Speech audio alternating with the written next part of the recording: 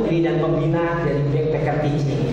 Teman-teman, hari ini merupakan hari yang spesial karena ini adalah podcast pertama Backpacker Teaching. Yang pas pertama aku diundang. Undangnya langsung tamu yang spesial, jauh-jauh dari Eropa Timur. Oh, tapi kok kayak Korea? Dari Korea. Korea Tengah ya. Saya pikir dari Eropa karena rambutnya kayak model-model Eropa. Ya gitu. Gitu ya. Harus malam nyalon buat di sini. Luar biasa teman-teman, ujung opa nyalon demi Backpacker Teaching ya. Ya sekalian cari jodoh lah ya. Amin, amin. Kita doakan ya teman-teman ya. Ada mana? Tapi itu sudah cakep kok opa ya. Cowoknya bilang, karena cowok Indonesia bilang aku cakep, tapi aku pengen didengar dari cewek. Iya, itu yang bilang. Baik, ujung opa, teman-teman, luar biasa. Siapakah dia? Kembali lagi kita sambut Wang Ujung atau ujung opa. Wang Ujung. Bukan uang. Pakai H. Wang. Wow, teman-teman, Wang Ujung. Bukan uang. Yang itu tiba-tiba jadi pelajaran bahasa Korea ya. Oh iya. Wang Ujung. Wang Ujung. Bukan Wang Ujung. Wang Ujung. H. Nanti cek ya. Cek. Nah, teman-teman, untuk lengkapnya jangan lupa langsung saja lihat, like and comment, share di Instagram dan di channel YouTube-nya Ujung Opa. Dan tentunya juga di channel YouTube podcast Backpacker Teaching. By the way, interiornya mantap. Lebih canggih dari blog aku sendiri. Mantap. Ya. Hebat itu semua dukungan dari step-step Atlantis. Karena apa Opa? Karena kita akan membahas hal yang mantap juga. Apa itu teman-teman? Teman-teman, hari ini kita akan membahas mengenai satu hal fakta yang unik mengenai pendidikan di Korea Selatan. Berarti bagi aku sendiri, bagi orang Korea sendiri nggak unik ya, tapi bagi mata orang asing bisa dikatakan unik ya. Unik, kenapa unik Opa? Karena ada data yang luar biasa yang saya temukan di beberapa literatur. Datanya adalah teman-teman, Korea Selatan merupakan negara yang memiliki indeks pendidikan, mutu pendidikan yang tertinggi di dunia. Nah, kita ngobrol nih, kok bisa nih Korea Selatan, Korsel ini kok bisa? Dan apalagi kita sambil ngobrol-ngobrol nih, dulu waktu zamannya Ujung Opa sekolah seperti apa sih? Karena ada kabar nih Ujung Opa, benar nggak nih ya teman-teman ya, bahwa di Korea waktu tidur pelajar anak-anaknya, anak SD, satu hari hanya 4 jam Ujung Opa. Itu paling maksimal. Maksimal 4 jam. Wow, menarik. 4 jam teman-teman, satu hari. Ya termasuk aku. Termasuk Ujung Opa. Boleh ceritakan dong Ujung Opa, kok bisa 4 jam? Apa yang diceritakan? Apanya? Perjuangannya 4 jam tidur, terus besok harus belajar lagi. Apa enggak di sekolah, apa enggak ngantuk gitu ya? Ngantuk banget. Nah, terus gurunya marah-marah nggak tuh kalau muridnya ngantuk gitu? Tetap dimarahin. Tapi sebagian banyak guru paham karena udah tahu sistemnya seperti itu. Jadi ada PR dari sekolah sendiri, PR dari tempat kursus mata pelajaran sendiri, terus di luar itu harus siapin ulangannya juga. Jadi tahu, tapi kalau dibiarin nanti dia nanti anaknya gimana gitu. Jadi pasti ditungguin, tapi karena paham ya kalau ngantuk gini sudah ngantuk gitu kan, kamu ngantuk ya. Oh nggak kali, kamu ngantuk ya gitu kan ya? Enggak, dia tahun ngantuk ya. Oh iya, kamu sebelum istirahat aku ajak kamu. Karena walaupun ditegur, apa yang hasilnya akan berubah? Enggak, terpaksa kan harus sadar sendiri. Dia nyadar sendiri. Kalau ditegur itu kan dipaksa itu. Semua itu tujuannya untuk nyadar diri sendiri. Jadi aku pun kelas pertama, kelas 2 biasanya aku pingsan gitu. Pingsan? Enggak apa, karena saking ngantuk itu. Saking ngantuk, bawa tangan sebelah buka mata gitu. Tapi berangkat kali mau bangun dari gini. Teman-teman Opa juga sama yang lain? Banyak yang gitu. Banyak. Pasti ngantuk ya. Opa, menarik juga tuh teman-teman. Kalau muridnya 4 jam rata-rata tidur pelajarnya, gurunya kira-kira berapa jam ya Opa? Tahu nggak? Yang penting guru lebih banyak tidur daripada siswa gitu. Karena guru udah mengalaminya itu Masa dia mau seperti itu lagi? Ya. Tapi walaupun mereka persiapannya matang materinya untuk ajarin di sekolah para guru, tapi yang lebih itu berat itu siswa-siswi. Nah, menarik banget nih teman-teman. Jadi gurunya bisa memaklumi juga ya kondisi yang ada itu ya Pak ya. Ya. Walaupun tetap ditegur secara baik. Baik. Nah, Opa, kalau guru tadi di sekolah, kalau polanya di rumah seperti apa? Terus anak sudah tidurnya pulang sebagai orang tua, dia orang tua, Opa dulu kan gitu. Pernah nggak nih banding-bandingin Opa nih? Opa sama tetangganya gitu ya, atau sama lingkungan di sekitarnya gitu Opa? Jarang banget terjadi ya. Jarang terjadi ya? Ya, karena kalau misalkan ada juara satu pasti ada yang nilai yang paling jelek. Karena nggak bisa sama kan semuanya juara satu, nggak bisa. Walaupun semuanya pintar, bedanya tipis, gitu kan?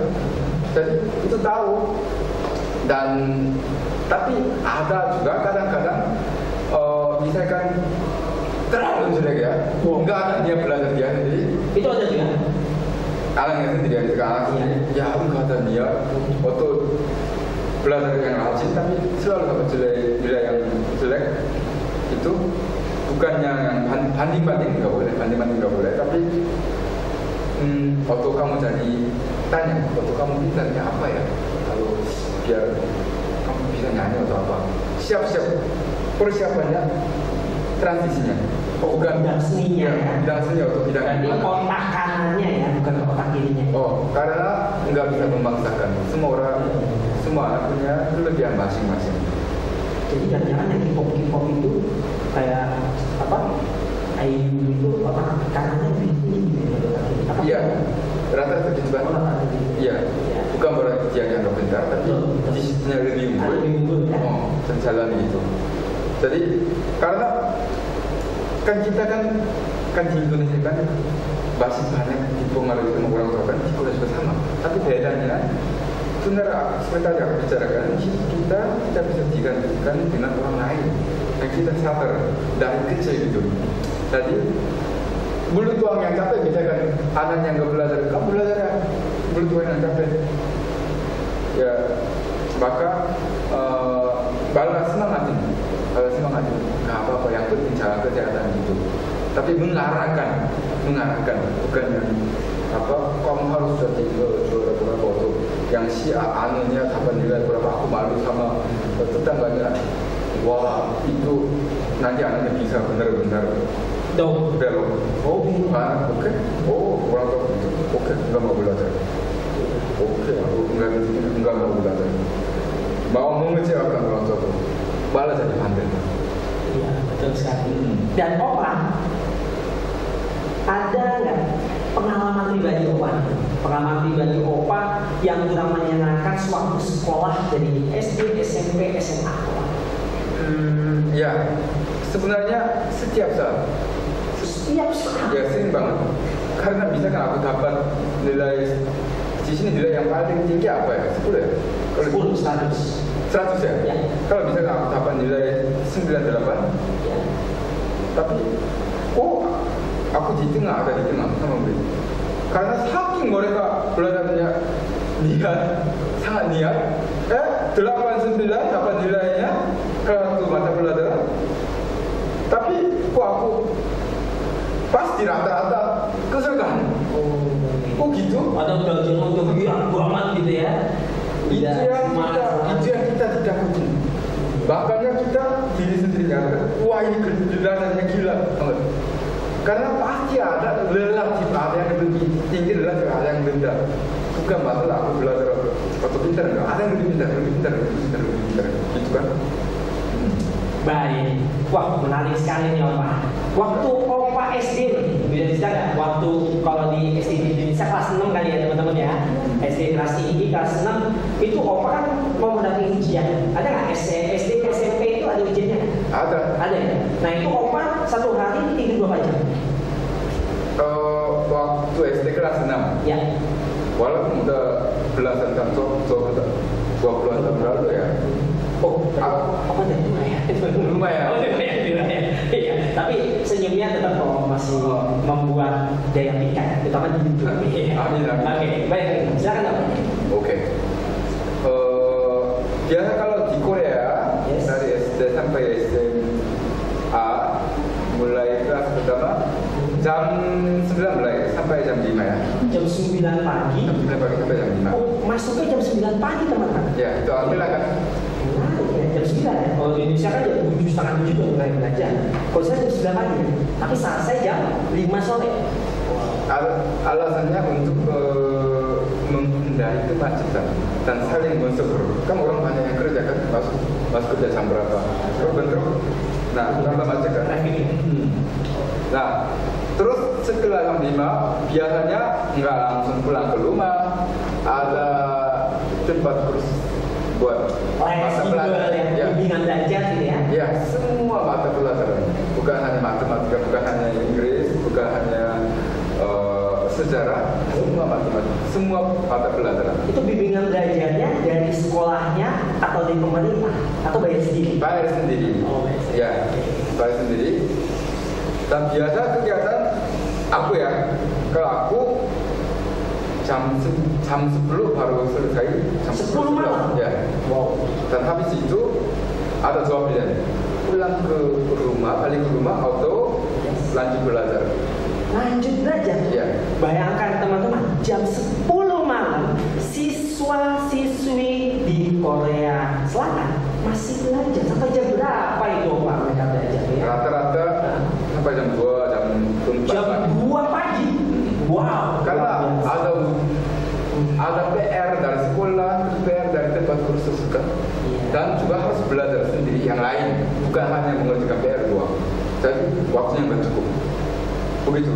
Luar biasa. Teman-teman, jadi memiliki ketahanan yang luar biasa dan survival yang sangat luar biasa juga untuk siswa-siswi di Korea. Makanya nggak nyangka ya.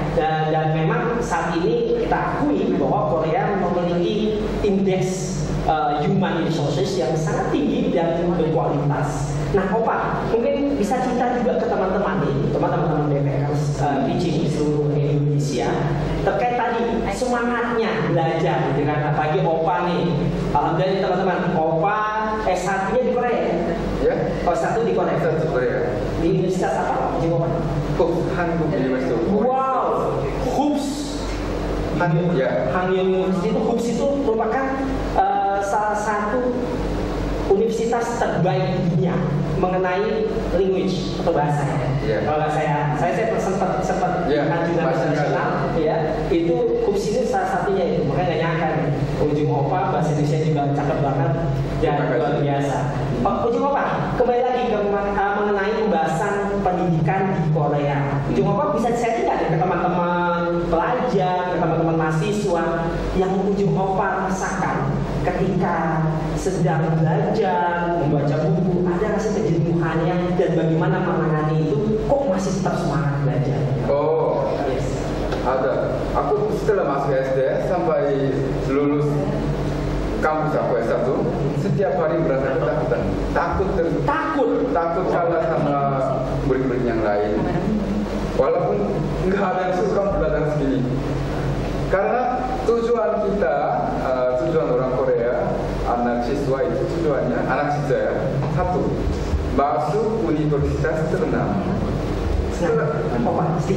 Masuk universitas ternama. Nah, kalau model kayak Super Junior, terus IU, itu mereka kuliahnya di universitas ternama juga kan? Lee Min Ho, gitu kan? Artis itu. Buat mereka ada beasiswa buat artis. Oh, beasiswa artis mana nih? Iya. Tapi yang ada jurusan entertain gitu, misalkan sebagai penyanyi atau sebagai acting gitu ya, aktris atau aktor gitu. Kalau ada jurusan seperti itu, setelah misalkan sudah punya banyak karir, bisa diterima. Wow. Ya, seperti itu. Kan di Indonesia juga anak siswa mau kuliah di universitas yang cukup betul sekali. Jadi kalau di Indonesia ketika lulus SMA mereka berlomba ikut SBMPTN. itu merupakan ujian negara dari segenap negara untuk masuk ke perguruan tinggi negeri yang tatap muka kayak Universitas Indonesia. Apa pernah ya Universitas Indonesia ya? Berapa bulan Ya, satu semester. Teman-teman, Opanya pernah nih satu semester juga belajar di Indonesia di Universitas Indonesia dan S2-nya beliau itu di Universitas Bali ya, Pak? Ya. Di Udayana. Jadi luar biasa jenjang pendidikannya. Opa balik lagi nih, Opa. Kemudian ketika kita melihat, terus Opa nih melihat, Opa kan sudah bertahun-tahun nih di Indonesia dan melihat pola belajar kita. Memang kita harus mempelajari nih bagaimana kita harus belajar lebih lanjut, bagaimana kita bisa mempelajari semangatnya pelajar Korea nih ya, teman-teman. Walaupun tetap ya kita nasionalisme karena ya merah putih ada tidak ada ya. Opa bisa menceritakan Opa kembali kira-kira ada tips nggak di Opa agar semua pelajar Indonesia tetap semangat gitu, untuk memperoleh mimpinya? Iya, dan itu semua orang dari anak kecil sampai yang udah dewasa, yang udah tua, semua orang pengen menjalani hidup yang sukses. Dan itu sebenarnya bisa ditanam dari waktu kecil. Jadi begitu penting pendidikan dan kita belajar dari SD, bukan hanya setelah masuk SMA atau masuk kuliah, bukan, tapi dari dulu persiapannya. Dan harus kita nyadar itu, harus nyadar karena sebenarnya saingan kita banyak yang pintar. Sekarang makin banyak yang pintar bahasa Inggris, punya banyak yang sertifikat seperti itu.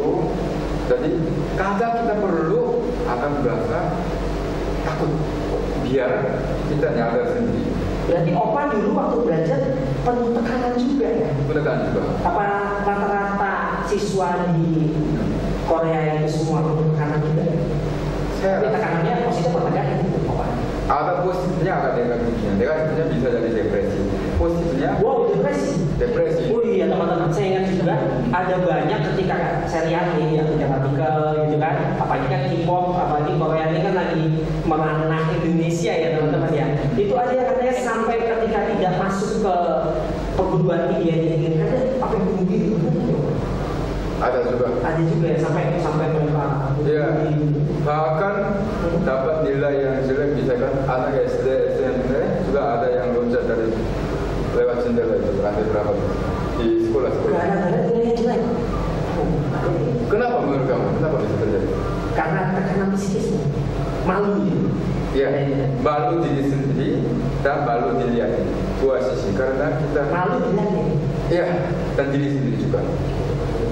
Oh aku.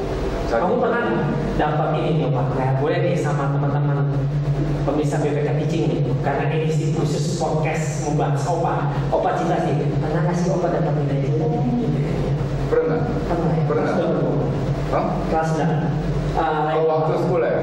Sekolah. Waktu sekolah kelas 5. Kelas 5. Karena waktu itu aku pindah rumah dari provinsi Gyeonggi ke ibu kota Seoul. Dan Gyeonggi ke Seoul. Ya, caranya mungkin dari Bandung ke Jakarta gitu ya. Dan harus adaptasi. Ya. Nah, orang Seoul kan bisa kan ibu kota Jakarta. Ibu kota bisa kan Jakarta kan. Oh, gaul. Yang orangnya gitu kan, mereka agak cuek gitu kan. Bawa cuek. Oh, kamu bukan kampung. Oh, kamu di luar Jakarta ya. Tadi agak kayak mereka ada di atas gitu kesannya, adaptasi. Itu kalau bahasa Koreanya minder. Ya. Gila, minder. Tahu? Oh, tahu. Kompleks jadi sesuatu. Betul. Ya, dan juga ternyata mereka gila.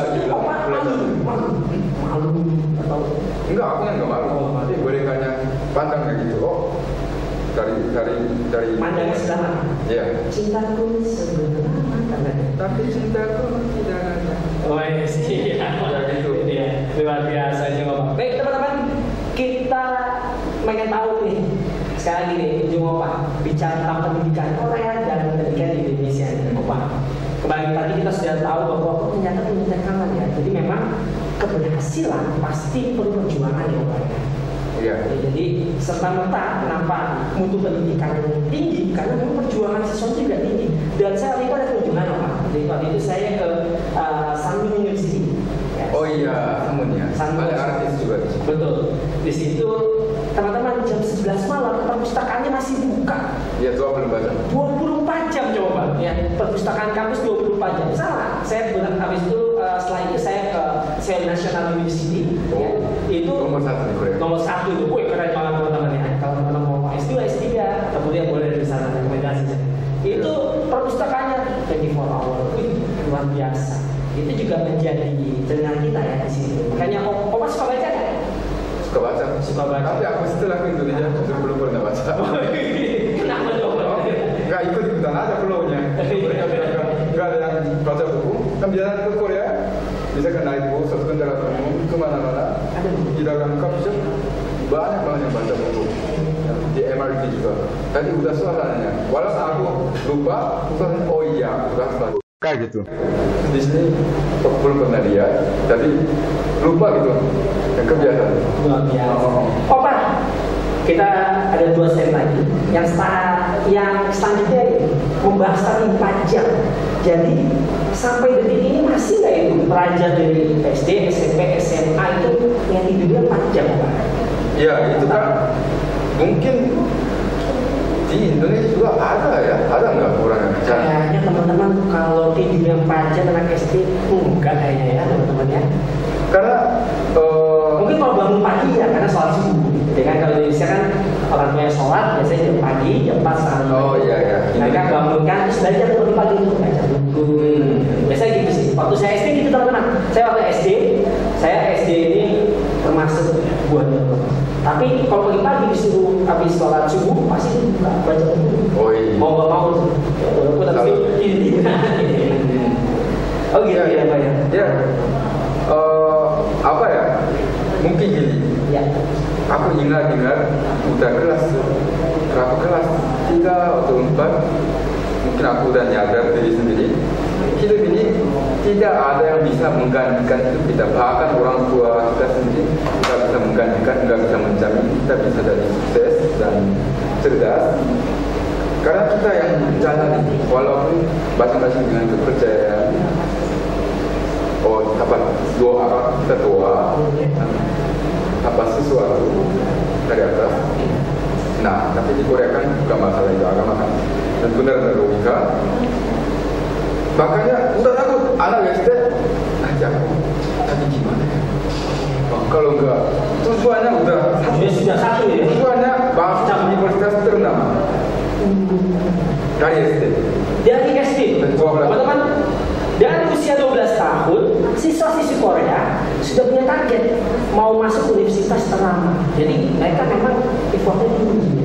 Iya. Pola belajarnya. Ya.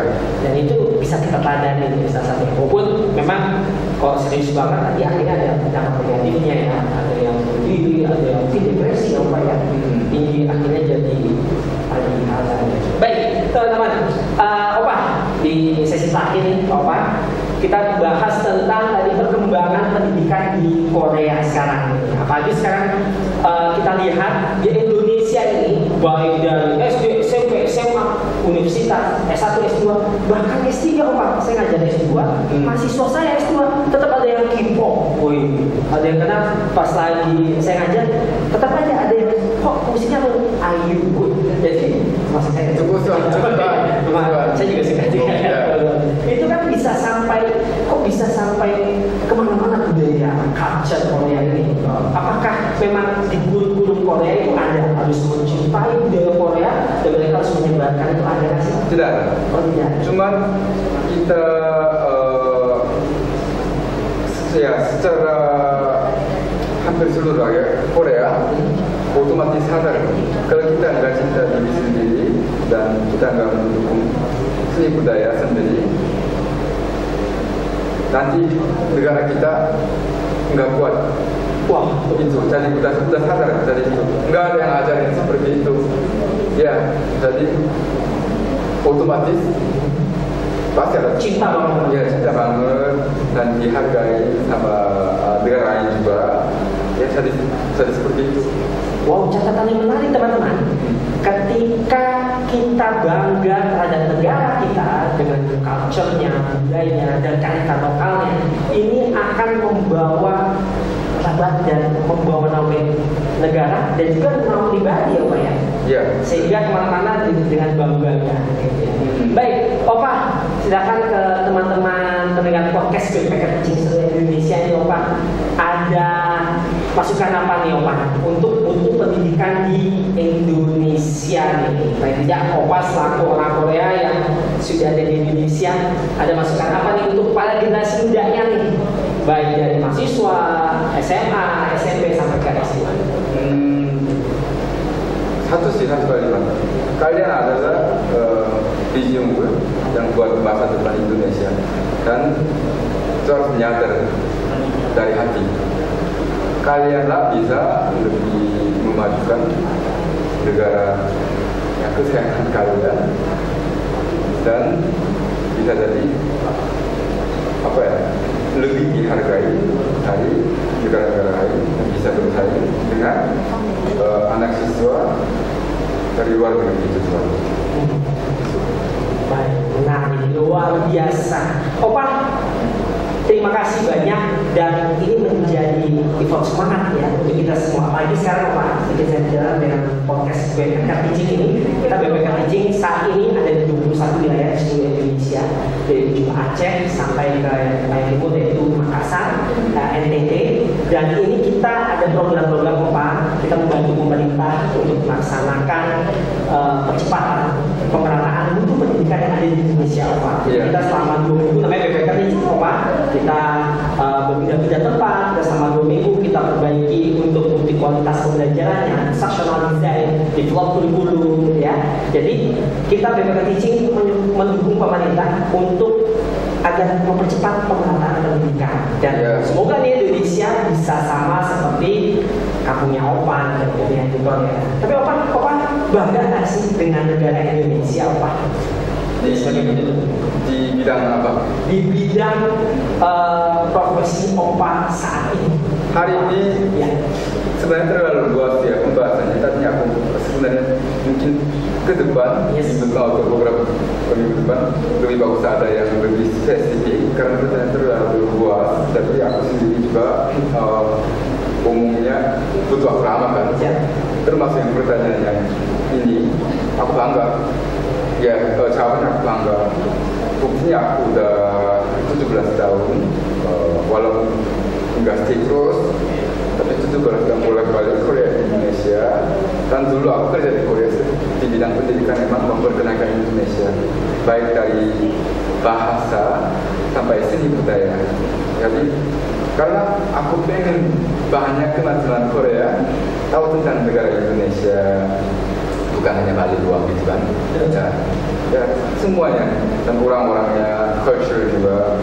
Ya jadi sekarang masih berjuang gitu biar banyak, bukan satu arah, banyak teman-teman Indonesia, netizen Indonesia suka sama K-pop, K-drama, K-film, tapi masih satu arah. Kalau jadi dua arah lebih indah berada. Saya yakin dalam waktu cepat bisa terjadi. Amin. Itulah teman-teman tertuang di dalam tujuan pendidikan kita, pendidikan nasional Indonesia. Ini semangat kita juga menjadi pendidikan untuk pendidikan yang terbuka, kenal, dan bahkan kita bisa setara dengan negara-negara yang maju untuk pendidikan yang ada di seluruh dunia. Baik, Ujung Opa, terima kasih sekali Ujung Opa atas kehadirannya di acara podcast Backpacker Teaching. Teman-teman selalu stay tune di channel YouTube Backpacker Teaching. Jangan lupa juga like dan subscribe Backpacker Teaching serta channelnya Ujung Opa. Terima kasih. Terima kasih Ujung Opa. Hansamida dan sukses selalu. Dan teman-teman jangan lupa satu langkah kita mari bangkitkan 1000 semangat generasi bangsa. Salam podcast Backpacker Teaching mengajar untuk negeri. Assalamualaikum.